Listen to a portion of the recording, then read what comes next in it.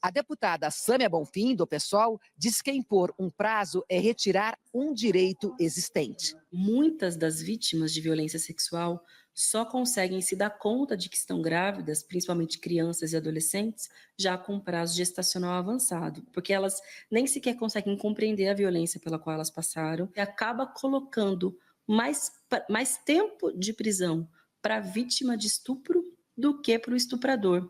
Então, a justiça brasileira diria para a vítima: não basta você ter sido estuprada, não basta você ter ficado grávida depois do estupro, você ainda vai ficar presa por 20 anos. Já o seu estuprador, se ele for identificado, ele vai ficar 8, 10 anos preso. A Câmara dos Deputados aprovou ontem a urgência de votação de um projeto que equipara o aborto após 22 semanas de gravidez ao crime de homicídio, mesmo nos casos em que a gravidez é resultante de um estupro. 24 segundos foi o tempo que durou a votação no plenário da Câmara. Não houve anúncio sobre qual projeto estava sendo votado. Pouco depois, o presidente da Câmara, Arthur Lira, do Progressistas, avisou que a urgência tinha sido aprovada de maneira simbólica. É quando os deputados não precisam registrar o voto no painel. Deputado Henrique, vai orientar ou não?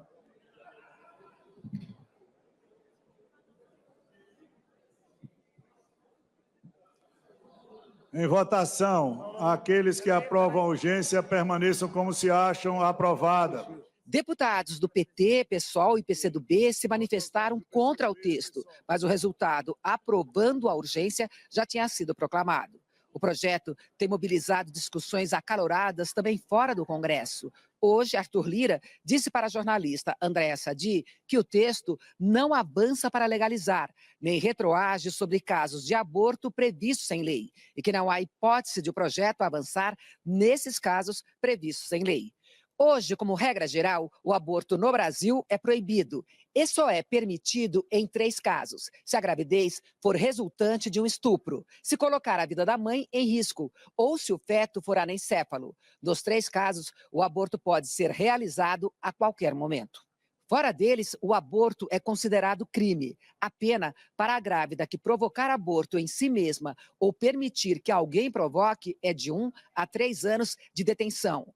A lei também pune a pessoa que ajudar a grávida a abortar. Se não tiver autorização da gestante, a punição é de 3 a 10 anos de prisão.